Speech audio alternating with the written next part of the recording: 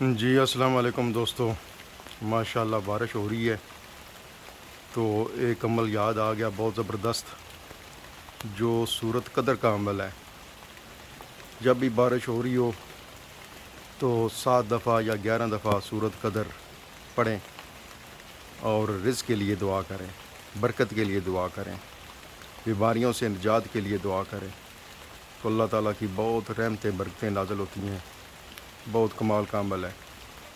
جب بھی بارش ہو تو ضرور کریں، انشاءاللہ بڑا فائدہ ہوگا اس سے، بہت زبردست قسم کا۔ جس طرح اللہ کی رحمت ہو رہی ہے بارش، اسی طرح دعا کریں یا اللہ پاک مجھ پہ رحمت فرما، جس طرح بارش ہو رہی ہے اسی طرح رزق عطا فرما، رزق کی بارش فرما مجھ پہ اور سب پہ فرما یا اللہ پاک۔